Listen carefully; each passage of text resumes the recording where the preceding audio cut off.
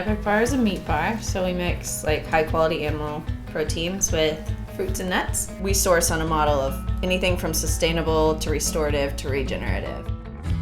We're a meat company. There's so much misinformation out there that animal protein is destructive and degenerative, and so partnering with the Savory Institute, telling the story of the ranchers that we're also doing business with, they eat our products and then they see the bigger mission that these products can actually restore or help heal soil and land.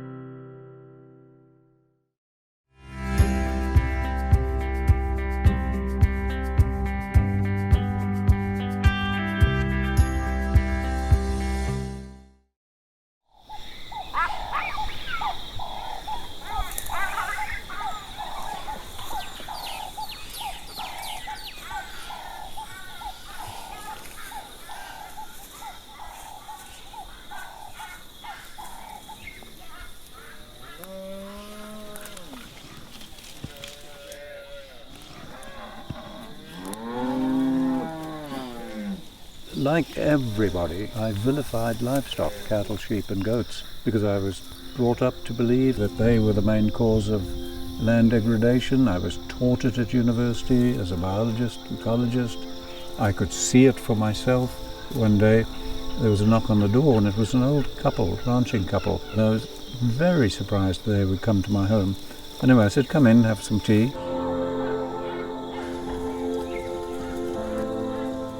Turned out that they were passionate about their land, loved their land, and they acknowledged that their land was deteriorating, and no ranchers would acknowledge that.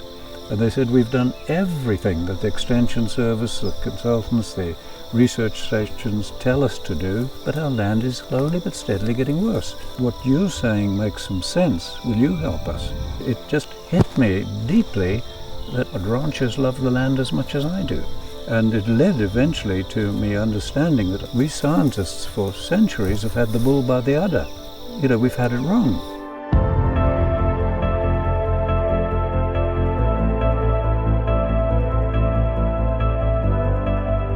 All of our land is already degraded. You can kill the soil with a plow just as easy as you can with a chemical. Something has changed. 80% of all fabric and textiles hit landfill. We need to understand nature because we've forgotten. Holistic management opened up a huge door for us. A way of managing how long animals are in one place and when they return to it. My animals are my tool to make it grow, to make photosynthesis go. The mortality rates decreased and people started living in peace. It's not for my betterment, it's for our betterment. Everything we do has an origin and an impact. We can create a beautiful and just world that we want to live in. If you had to bring it all down to one thing, it would just be that management needs to become holistic.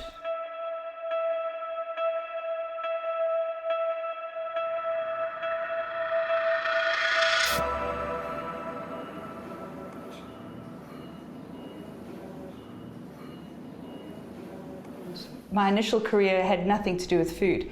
I'd practiced as an advocate of the High Court, so practiced law, and I was really tired.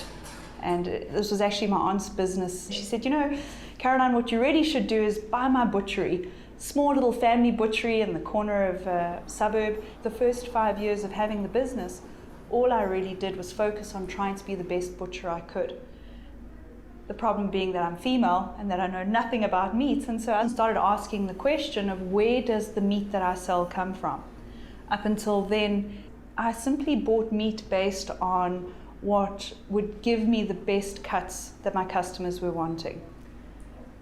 And I think like a lot of consumers, I assumed that all cows and all sheep ate grass. So I met with my various meat wholesalers, and the largest at the time is one of the largest feedlots in South Africa. And I sat with the director and the sales manager and said, so, all full of enthusiasm now, tell me about the cattle. To which they were horrified and said, well, you don't need to know about that.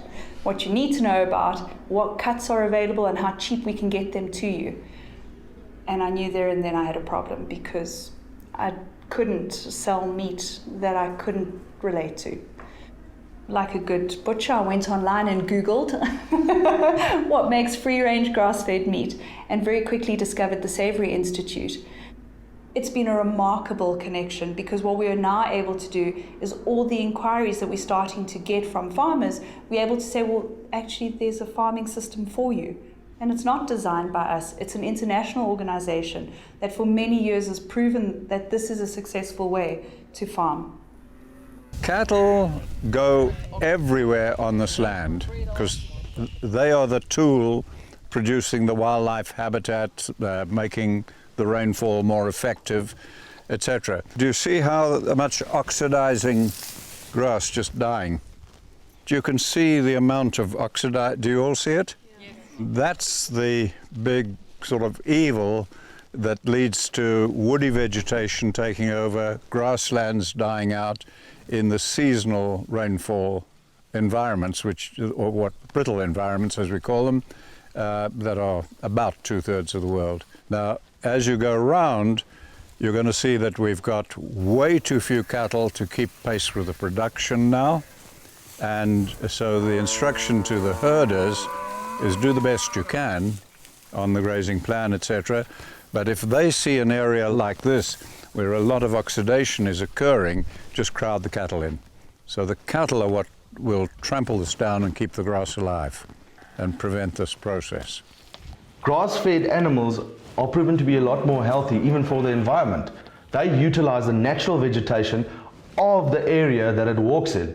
So in that fact, the water sources that they drink from are natural water sources that are found on the farm for animal production. Crop production, you would have to take out more water than what the area itself needs. We control them to graze in a way that they naturally would, not go and seeking out the best grasses only, but pelleting all the grasses and resources that are available to them.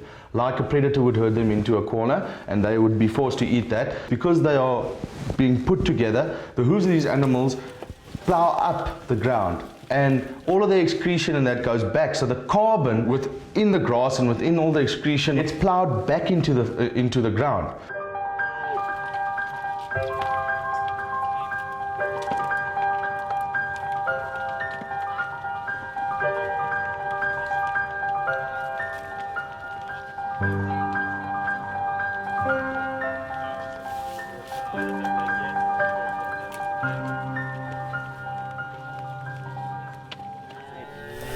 We're running one head here at Tipangombe, and it's a head of 546 cattle all together.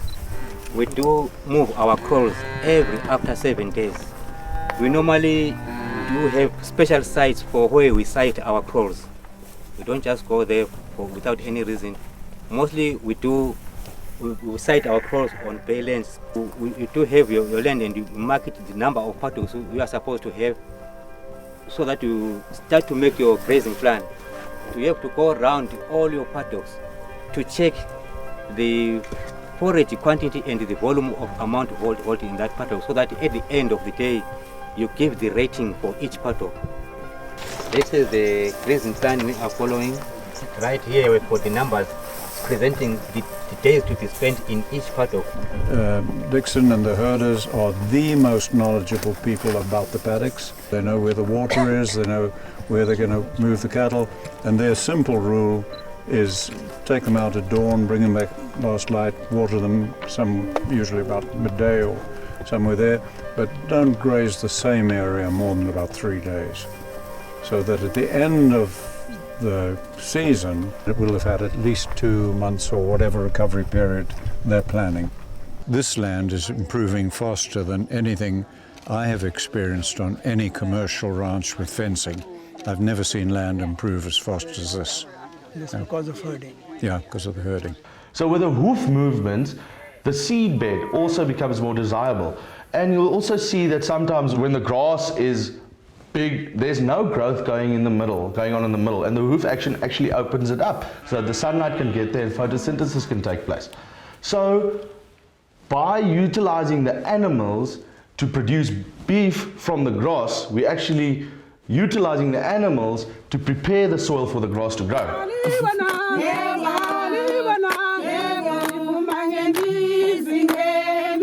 Thank you you very much. Thank you very much. These people were singing. Before we started holistic land and livestock management in our community, our land was bare. We used to have high mortality in terms of livestock. We used to have water shortages, and we are not really having peace in the community. But then the coming of holistic land and livestock into our area, we're now able to grow the forage for our livestock. Our livestock started becoming healthy, the mortality rates decreased, and people started living in peace. And food shortages, we're no longer really experiencing them in that manner that we used to have prior to the project. So why isn't everyone in the world doing this? You answer that question, and they aren't, because it's so counterintuitive. Don't forget what we're talking about here, of doing this through bringing on more animals and not less. It goes against ancient texts and beliefs, and I'm told ancient Hebrew texts, for example, you can read about them blaming the nomads for causing the desert. That's taught in every university in the world, every government agency, the belief of every environmental organization. So this is flying in the face of centuries of belief in that the deterioration of the land was just believed to be through overgrazing and livestock. Well, it wasn't. It was overresting. It was the opposite.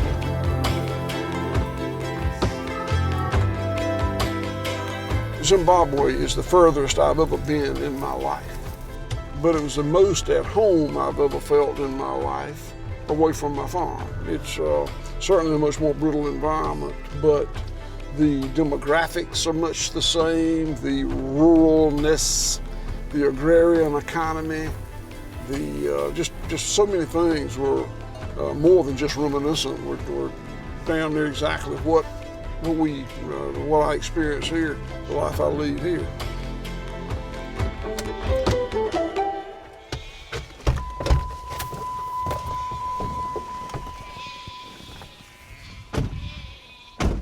There are many places on the farm that I've seen great benefit come from holistic management. You know, John Muir said that when you pull a string in nature, you see everything's connected. And for years, we ran this as just a monoculture of cattle.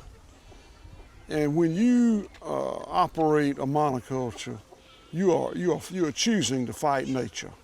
Nature abhors a monoculture. Nature wants a mixture of many different microbes, feeding many different plants, and feeding many different animals. And when you choose to have a monoculture, you choose a system that will not stand unless it uses subtherapeutic antibiotics, pesticides, chemical fertilizers, ... Anywhere you look in nature, you see some birds in the mix. They serve a purpose.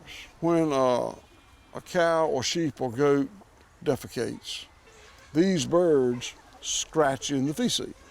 And when they do, they disrupt the life cycle of the pathogens and parasites that would be shed and given generation to generation if it was a monoculture.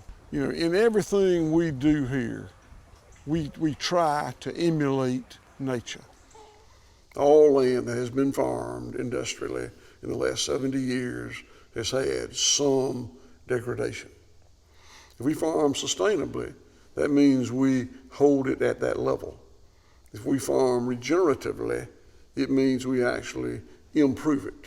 You know, I've been a cattle producer all my life. My granddad and my dad and me.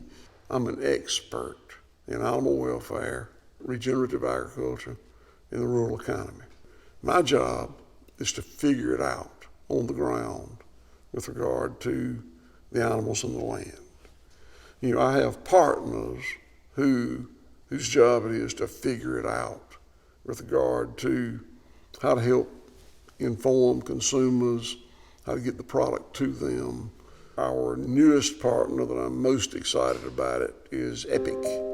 I met the couple who founded it, the company, young couple, Katie and Taylor, by a campfire in Zimbabwe, where we were all learning holistic range management from Allan Savory, which is a heck of a place for farmer from Georgia and a snack bar manufacturer from Austin to meet. But that's how it started.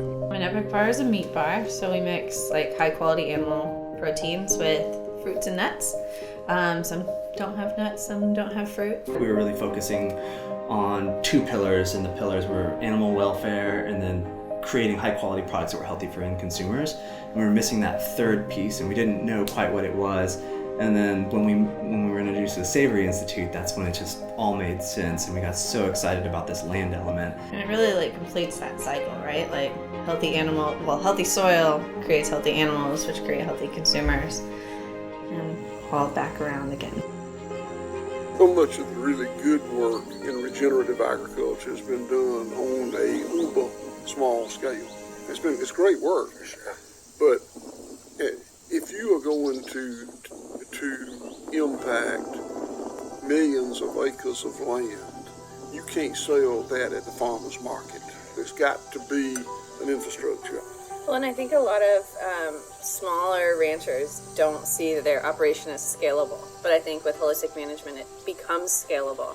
And once it becomes scalable, like manufacturers like Epic can start buying from them. Having partners like Epic has empowered us to spend $7.5 million building processing facilities so we can operate on a bigger scale. Without this kind of partner, we can't do that. If you watch the evolution of our farm, it's been a journey. We set out to say, we want to raise grass-fed cattle. And in doing that, we realized that once we were certified grass-fed, there was still so much more that we needed to do. And that next thing was processing animals on the farm. And then processing animals on the farm told us so much more about managing the byproducts, turning that waste into something that's not only marketable but beneficial. We need to utilize the whole beast, from the nose to the tail, right through. Because if you go to a supermarket and you see 20 fillet steaks lying there, that is equivalent to 10 cattle being slaughtered for people just to eat the fillet steaks. And as soon as we get the consumers on board with that, less cattle will be mass produced and more will be done in a humane way like we do it at this stage. One of the things that we're doing is actually expanding our product line to what we're calling like the whole animal project. We're able to use fats for our rendered animal fats. We're able to use bones for our bone broth. We're going to be using skins for some upcoming product launches. So we're actually able to commit to whole animals instead of just like pieces of the animal, because I know that's really difficult for ranchers themselves. Consumers want to know that you're trying to create something positive in the world. There's so much misinformation out there that animal protein is destructive, and consumers right now have some guilt about eating animal protein, whether it's unhealthy or it's not environmentally minded. And so partnering with the Savory Institute, telling the story of the ranchers that we're also doing business with, helps relieve that guilt, and actually gets people really excited about eating meat. They eat our products and then they see the bigger mission that these products can actually restore or help heal soil and land. I challenge people who are getting into consumer packaged goods to think about things holistically and strive for achieving like the truest value of business, which for us it's creating a net positive return to the earth. The animals are benefiting, the relationships with our ranchers are benefiting, our employees are benefiting.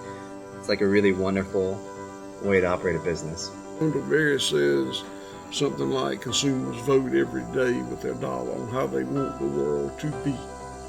And if the consumer is satisfied with degrading soils and polluted waters and shrinking ozone layer and horrendous animal welfare standards, then just keep doing what you've been doing. There won't be a revolution without the consumer.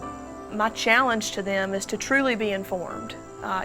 Ask questions, and if you don't get the answers that you want, investigate why you're not getting those answers. What's necessary is for enough sophisticated consumers to learn enough about the food production system that they become aware of the unintended consequences that all this efficient, cheap, abundant food production has given us. We are sitting in a world that's fundamentally broken. We've done this. We've done this through monocultures. We've done this through insisting that there's only one right way of doing food. When you start talking about eating better, the starting point actually is, well, let's just look after our planet better. Let's allow the biodiversity to come back by restoring our grasslands. My granddad didn't do this for me. My daddy didn't do it for me. Yes, it's for, so I can hand it off. It's not for my betterment, it's for our betterment. And that's the point. The moment that makes sense to the public, that management should be holistic, it will happen. It'll be like the Wright brothers. For 10,000 years, we didn't know how to fly. Thousands of men died. On a given day, they flew. They gave us the principles of flight. Within 70 years, we were on the moon. And I think that human spirit will fly just as fast as the public starts saying management needs to be holistic. Institutions change, because people in the institutions are the public as well. They want to change, they can't. Even with the leaders of institutions and organizations want to change, they cannot ahead of a public opinion.